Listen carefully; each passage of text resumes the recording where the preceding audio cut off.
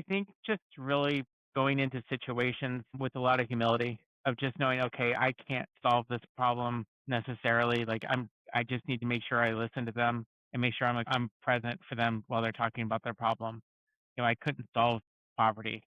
And sometimes, sometimes you work it's with a client, it just isn't working out for a variety of external reasons that they can't control. And, just being present for them and listening to them and and really leading with empathy. It's one of the reasons why I wanted to work at this company is it's a core value of ours is leading with empathy.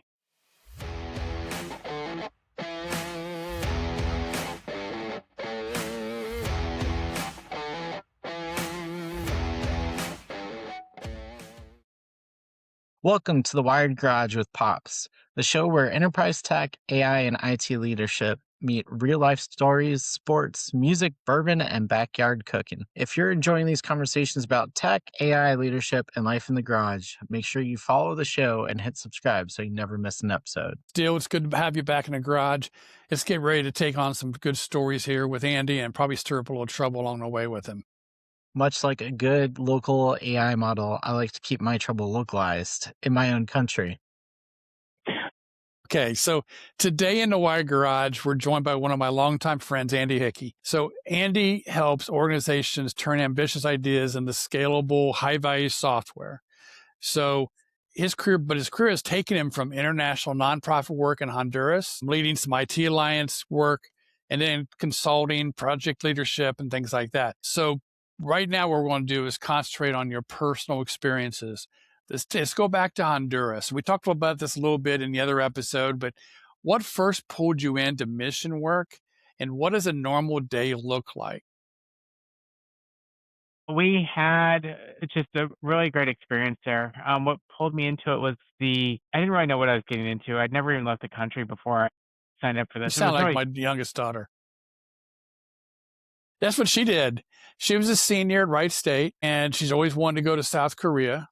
yep. She's never traveled anywhere but with us. She might have driven to like Louisville or Chicago for a concert, but never really traveled. I go to her apartment and take care of aunts or, just different weird things. Thinking, and you want to go to Korea?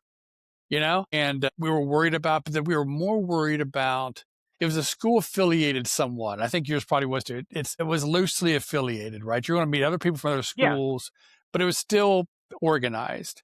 So we knew that. And we thought, we don't want to be the person or the people, the parents who she says, I wish I could have done that. You didn't let me do it. Right. So we let her go.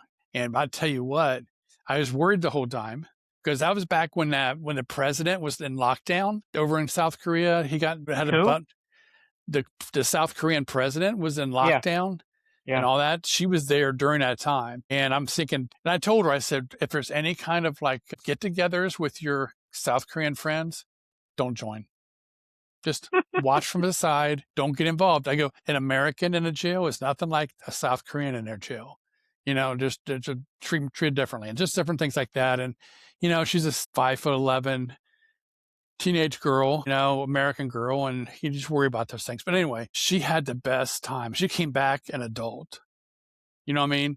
It really, she was able to show herself. It wasn't like she wasn't there before, but she's able to prove to herself she could do it. She traveled all that flight, and lived in that country, met people from all around the world, did good work there. And just like you're going to tell us about Honduras, but it's just, it is amazing that these college kids do get that, because you do get to see the other side of the world a little bit and what America is so gluttony. Everything's big, everything's space, everything is you get whatever you want, whenever you want it. And it's not the way it is in the rest of the world. And it's just good for them to see that. Yeah. So like I said before in the last episode, I was able to partake in this because I was an international studies major concentrating in Latin America for reasons can't explain and justify now, but it was all worked out for me. But I needed to do something international as part of the degree requirement, and I was a semester ahead in my credits, so I was like, hey, I'll just go to Honduras and be a part of this mission that no one I've met has ever heard of before, or we have no affiliation, the loosest of affiliations with. And UD was fine. You had on their list. They're like, we have no idea what this is going to be like, but you're welcome to go try and tell us what it's like. And again, this was the late '90s. There wasn't this organization didn't even have a website, let alone a million people walking around with cameras and things like that. There was no Google Maps to go look at what the place looked like or anything else like this. It was like I packed a travel book. I went to a bookstore and bought a travel book about traveling in Honduras, and it was rudimentary. I mean, at one point it just had a map and it said arrow this way. It said to somewhere. But it was the day was very terrific. Definitely out for a lot of variety. It's a Catholic institution, and we always start off with mass or prayer in the morning. So we woke up early for prayer, and then we'd have beans for breakfast, and then we would have some type of work assignment. So I either had to manage volunteers, like long-term I was a long-term volunteer, so I either managed short-term volunteers, or another point I had to go manage the restaurant. I knew nothing about restaurants. I'd never worked in a restaurant before, and I was really just there to kind of just oversee a couple things and make sure the doors were open too. But I also had to do some handyman stuff, and I never really had done handyman stuff before. But I would install screens on windows, and just by hammering them, yeah. So that was fun. It was just that I at one point in my life I'd done more driving in Honduras than I did in the States because I'd have to drive everywhere in a really old Toyota pickup truck. There was one pickup truck we had where the starter didn't really work, so the kids would push you up the hill, and then I had to go jumpstart the truck before it hit the wall. No. So you really learn how to jumpstart a car quickly, because otherwise you run right into a wall. Man, And it was so like I look back and I'm like, I cannot believe the stuff that my parents had no idea the stuff I was doing. But it was great. And you'd go have some meal with a simple meal with chicken and stuff like that, and you'd go work more, and then you'd come home and have beans for dinner. So you'd have beans for breakfast and dinner every day, and you got sick of it, and then you got so used to it you couldn't imagine having anything else for breakfast and dinner besides beans. So I'm yeah, it so was pre cell curious. phone days, pre it was it's the second poorest country in the Western Hemisphere. But it was like a lot of fun. The kids were fun, everything else was it was a lot of fun.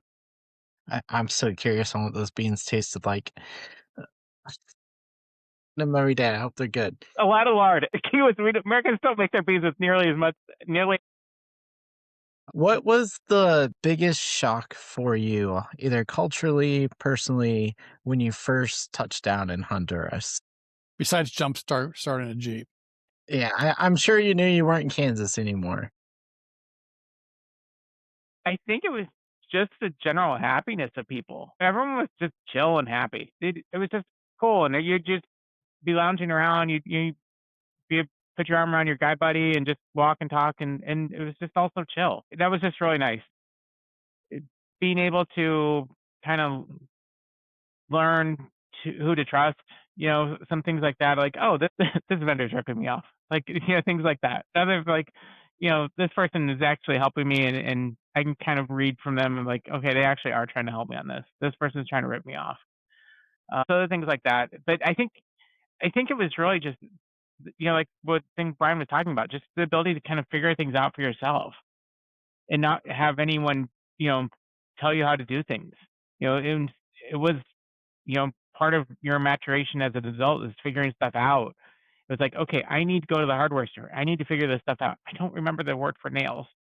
Okay, and I can't look up Google Translate. Google Translate hadn't been thought of yet, and trying to figure out which hardware store is going to have nails because not every hardware store has nails. There's no Home Depot. There wasn't no Home Depot at the time there. I think it's probably safe to say that that kind of experience probably influenced or shaped how you think about work and leadership today. Having to figure things out is still a part of your day to day. Yeah, absolutely. I mean, I work with a lot of people around the world, especially in India, and it really helped me kind of deal with just people from other cultures. I really have a appreciation for it, and it really put me at ease with it. And it's helped me, especially in my current job at Taza. And I think, but definitely the biggest relationship I got out of that was my wife. So my wife was visiting from Michigan at the time, and so we started dating down there, and she moved to Dayton with me after I came back, and we started life here.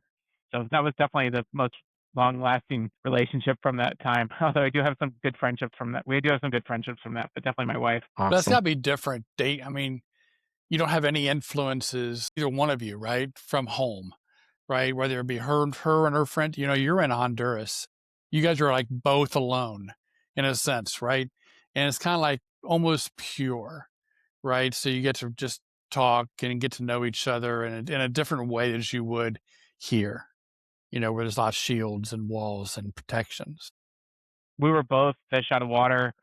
Um, that Catholic mission produced several families. It wasn't supposed to be. We actually violated the no dating rule, but it really just drew like-minded people together, and there was been some beautiful marriages and families came out of that. But definitely, like, I'm one of the few people I know who I was engaged before my wife met my family, met my parents. It was, it's a weird circumstance, but and my parents love my wife now. They loved her immediately, but yeah, it was kind of weird. Hi, you know, this is the fiance I've been telling you about. So doing that kind of work, you mentioned all of this, people were happy and things like that, but a lot of times that work can be somewhat emotionally heavy. Like you said, it's the second poorest area in the Western Hemisphere. How did you process what you were seeing day to day and still stay like hopeful and effective? Oh my gosh, it was incredibly traumatic at times. Like just the misery of the poverty you would see every day. But definitely, like, one of the most defining moments of that time was that we had this teenage girl. She was 14. Her name was Gratine, and she had failing kidneys. And we had to take her to dialysis, either on the bus or in the car. We'd have to drive her, and it was an hour and a half each way. The hospital was okay, but it wasn't like decrepit. It was a private hospital, and it was okay. It still wasn't the nicest place. Those dialysis treatments would make her nauseous, and so having to convince a teenage girl to get in the car for a 3-hour round trip ride to a dialysis session where she's going to be nauseous, it was incredibly difficult. And there were so many times where I started off projects saying like, "Oh my god, this is awful, but it's not nearly as hard as getting Gretchen to the hospital for her dialysis treatments." And it really was incredibly powerfully shaping to me because it was like if I nothing's as hard as getting Gretchen to the hospital. And Like you, she Yes. I'm sorry, go go ahead. ahead. No, go ahead. She subsequently passed away a couple years after we left.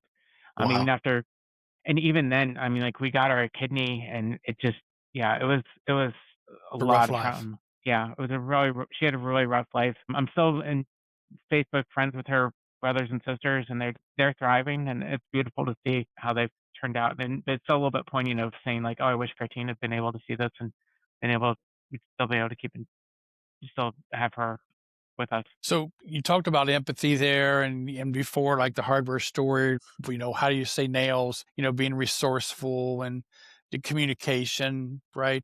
So what skills of those do you still lean on heavily, or maybe it's all three of them or more now that you're in tech and dealing with customer success? I think just really going into situations with a lot of humility of just knowing, okay, I can't solve this problem necessarily. Like I just need to make sure I listen to them and make sure I'm present for them while they're talking about their problem. I couldn't solve poverty.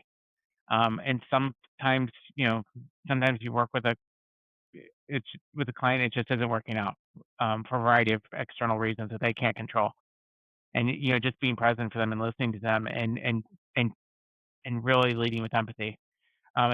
It's one of the reasons why I wanted to work at this company is it's a core value of ours is leading with empathy.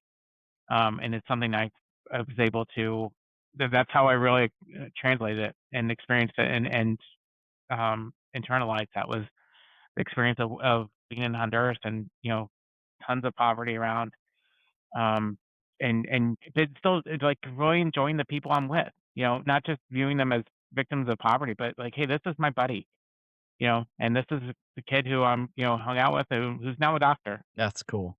You Yeah. know, still we were talking about doing some episodes here soon on mentoring, but that's one thing, but here I'm seeing more of some stories of how life experience was a mentor or a cause for pivot, a cause for, just Reflection. reflection and setting your standards, and et cetera. That life does it. And I think I've had both. I've had, you know, things that happened to me in my life that have set me in my ways, but I've had some great mentors too that have shown me just how to treat people, and not the tech side of things, but the professionalism side of life, which has helped me in my career. And but I think we should do that series. We need to look at that and mentoring people driven, Having someone give you that chance so that you can go on and be successful or impact your life and change the way that you think about things, incredibly powerful. And if you just seems to be a common theme for a lot of folks who are successful, there's some moments in their life that are profound and have that impact on them. And one way or another, if that is a person who's a mentor or if it's life lessons that Mm-hmm. act as that mentor, I think it's incredibly powerful. And yeah, Yeah. that's something we should look at. Andy, we're looking at not just having one guest, but maybe 3 or 4 guests with us. I've, like almost like a group, all in different places, but all of us together, just hammering, these opportunities that have been given to us, and how it's affected us and our success, and things like that. So we've met some great people on this podcast that, Yeah. like yourself, that there's just stories there that, that you resonate with, and just like, man, I was talking to Andy last week, and now when I'm going through this, I can see this. But it's really opened my eyes, just some of these videos and episodes we've had with these different people. If a listener is Just considering, I oh, just go want to make ahead. one point about that. Like, I really, really like people. I think obviously, I think everyone has a story to tell. It's up to you to ask the right question to unlock that about them. Like I was having lunch with a friend of mine today, and I looked around the room, and I was like, I really do want to talk to every single one of these people. I think every one of these would have something interesting or fun or something I could ask them, and they could tell me that I would really be glad that I spent that time with them. And I don't think I'm being Pollyannish, but I really think that it's true, because everyone I've talked to, if you ask them the right questions, if you really get them to open up, they are going to share something with you that is you're going to be glad you spent that time with them. Yeah, So growing up through my career, if you ask me my question, do you like people? I would tell you, no, I don't like people. But most of my success was me sitting down and talking to people. But people have destroyed my technology initiatives so much, over just from beginning my career on. And I've had people issues with other things that I've had this just negative coloring to it. But if you were to make me think and pause and get past my first reaction, I would say I'm probably am a people person, because I like this. I like going on the 120. Is it 125? That's that highway that goes from Eaton all the way down the U.S. Anyway, there's a I'm U.S. sorry. highway, and it's a yard 101? sale. Huh? I thought you were talking about 101. Never mind. No. So there's a U.S. highway that goes It has the world's from longest garage sale. from Michigan Yeah. all the way down to Gadsden, Alabama, and I would go. My wife and I would do that every year. We missed a couple years, and she would do it for the shopping reasons. I would do it so I could sit down in some metal chair next to somebody I've never met, some Yes. old guy Yes. or somebody, and just talk to him about that little town we're in. Because it's a towns you never, it's the flyover cities, right? These are cities and towns you never stop at. And I went by one guy, and he says, a man could never have enough nuts and bolts. And I said, really? And I bought a pound, and then I sat with him and talked to him, and he told me every little story in that town about this woman, that man, this was going on. But I had the neatest time. And a lot of times they just needed somebody to talk to. And I found out, so did I. And I think those are some things, though, that later on, that empathy that you kind of grow by patience and listening and hearing these stories of these, like the teenager with the liver issues. I mean, these things change you or make you think about, life and how things are. Anyway, I'm going way off base, but I think people drive technology more nowadays, and I think people drive our lives more. We just got to get more to it. This social media, like we're on now, I know it's kind of ironic, but people don't touch people no more. And that's what I love about this thing. We're touching people every day with these podcasts. We're interviewing, we're getting people, letting people get seen and what they do. But a lot of times it's just some post and no one's going to react to it, and you can say what you want and you destroy things. And I just hate that. Anyway, go ahead, I Steele. that's new information for me. I had no idea there was the world's longest garage sale You trail. got to Yeah. do it, Yeah. Steele. You'll I've find never heard of that. guitars. You'll find guitars and all kinds of stuff all over That's the place, man. I have to look that up because to me this is a mythical part of experience that you just brought into existence. Also, it's impossible for me to imagine Brian is not a people person. It's impossible. But it's just something we say now. We don't even think twice about it. Like, oh, I don't like people, or I'm an introvert, or it's like, Mhm. uh, it's such. All of us are to some point, but all of us need people, and it's just sad about how people have convinced themselves that they don't need people. And I'm There's the sick of it. quote. I can't remember who said it, but it goes, "No man or woman is an island," and I think that speaks volumes because it's so true. If we were to Andy, if you were to give some advice to somebody who's looking to give back, to get into either a mission trip or provide some kind of service back to the community, what do you wish you would have known before you went on that trip? What advice would you have for them? I just think that the time between you graduate college, and if you graduate college or you graduate high school, there's times in your life where you have opportunities and you don't have that again. Like once you sign up for a mortgage, you really don't have the chance to go do that stuff for the rest of your life. So I would really just encourage people, if they, you know, if they have a little bit of opportunity, just don't count that you're gonna ever have that opportunity again. Don't wait for the money. Just you'll figure it out. You can do a lot of things really, really poorly. Through be poor and do a lot of those things. I think that also there are opportunities to just serve in your own, be involved in your community. There's a great organization called Waste Free Dayton where they just go do litter pickups, and it's a great group of people. They're very friendly, and they just go pick up litter. It's nothing glamorous. It's the opposite of glamorous, but it really makes a difference after they've been through a neighborhood and you know removed a whole bunch of trash that had been sitting there for 5 years on something, and it That's makes a awesome. huge difference in the community because the people once the neighbors see that, hey, someone cleaned up a lot of this stuff, they're so much more likely to go then pick up something that was left behind or a new piece of trash that was there. And once that gains momentum, then someone who's looking to buy a house in that area is going to then be more likely to buy the house because they're not seeing all the trash laying around. Has a compounding effect.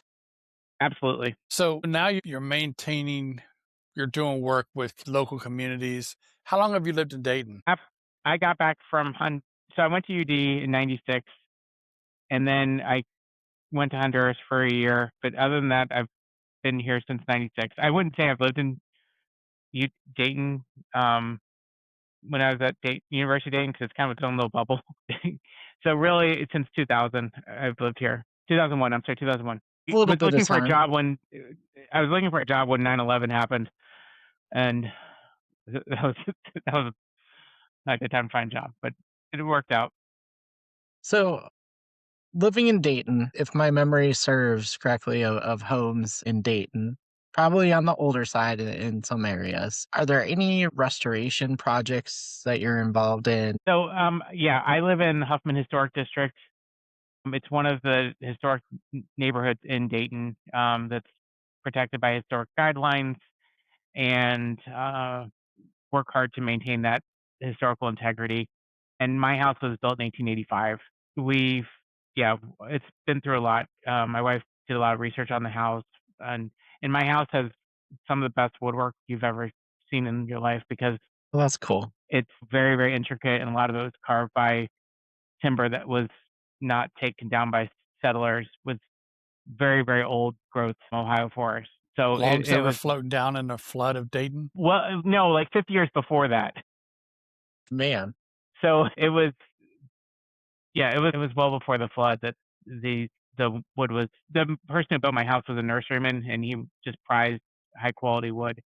And so there's some amazing timber in my house, and then some of it's just very, very intricately carved. It's wonderful, but we're very passionate. My family is very passionate about historical preservation and keeping things, making things look the best in Dayton.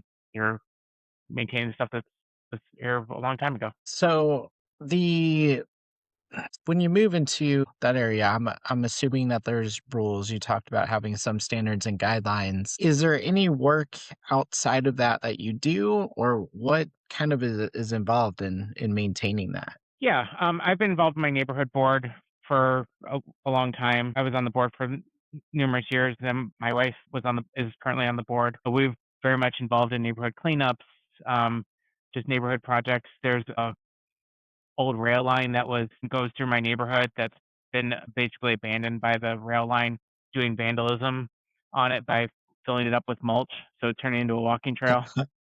So there's no word for like positive vandalism. There's no word in the English language for that, but that's what we're actually doing. So things like that, like cleaning sidewalks off of leaves of people who haven't done that.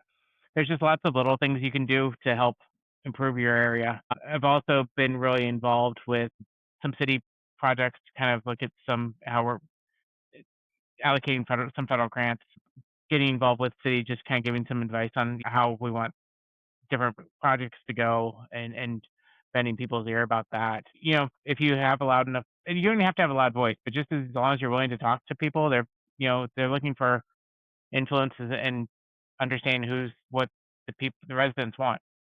So I'm trying to provide that input. That's awesome. So I hear you're also interested in citizen development of applications.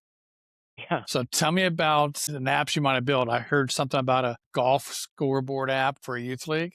Yeah. So I've been very involved with a youth golf league for my elementary, middle school, for the Catholic middle schools and elementary schools in the area. They're all K through 8, so that's why I'm having trouble saying both of them. For the K through 8 schools, so I've been always kept built a scoreboard out of a spreadsheet. Shout out spreadsheets.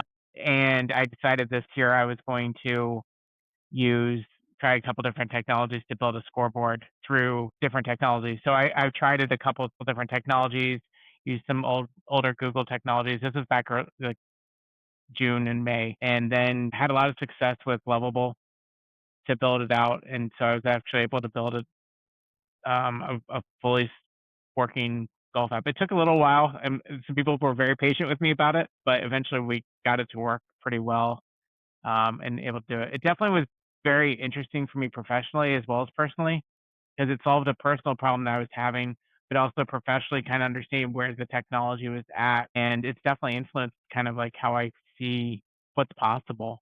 Because I was actually, again, I'm not a coder.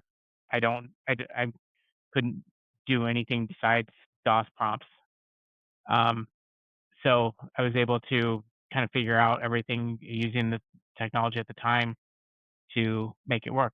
So what are your thoughts on this newer term called vibe coding? I think it's really interesting. I mean, I know it's a disparaging term, so I'm kind of like just looking past the disparaging of it. But I think that IT people really do need to respect what citizen developers can do. I think that it's, they want to like, oh, your API files are too big. It's like, okay, yeah, now I'll tell it to, you know, make it less big. And it's like, not everything has to be enterprise grade. Sometimes you just need something that's for 15 users, and you don't need to scale beyond that. You don't need to build it. Not everything has to turn into a SaaS product. I think it's really going to be powerful. I think it's really powerful. And I want to I'm not sure, but I think I want to build an application for my neighborhood organization, something where it Really builds cool. around how we do it and things like that. And I don't know. I know that there's a couple things out there that do it, but like I don't think they're for what I need. And I think a lot of this is going to be like saying, hey, I don't want to sacrifice what I want, or I don't want to use a quarter of an application and pay for a whole application. I just want to build the quarter that I want and just be happy with that. And I see that going really, it's really affected me professionally and my professional outlook on how things are going. I think that a lot of organizations are going to say, I'm tired of paying maintenance fees. I'm tired of paying whatever fees that the SaaS providers are for charging me and only using a quarter of the application and having to learn all this other stuff. And I know they're always available, but sometimes there's always other problems with it. And I have to pay for more users. Oh crap. Now I'm getting locked in here. To me, when I build my own stuff, I'm like, this is really powerful. And I really think that it's going to change the way people think about software. That was a sassy hot take. You Um, disagree? Where do you guys stand on that? no, I fit for purpose. I think it's on what your user's trying to achieve. I think going back to the historical uh, organization, you will have the highest tech historical organization probably in the country that will have to call it a HHOA. Yeah. uh, I was built in 1885, but we're building for 2085. Is that where you want me to go? Is that yeah, what you joke you exactly. want me to make? Exactly. That's awesome. Andy, this has been an awesome session. I've really enjoyed this. Thank you again for providing your perspective on the work that you did in Honduras, the experiences that you had there, the work that you're doing, and how you're improving the communities here based off of that experience and all that you learned over there, bringing those lessons home. And then, even though you are not quote unquote a coder, it's clear that you have the success of quote unquote your customer or your communities at heart. So much so that you're going through and you're coding solutions yourself. Absolutely love to hear about that, and we'll have to follow up at some point in the future. If you're enjoying these conversations about tech, AI, leadership, and life in the garage, make sure you follow the show and hit subscribe so you never miss an episode. This is Pops and Steel from the Wired Garage. Thanks for hanging out with us, and we'll see you in the next episode. Cheers.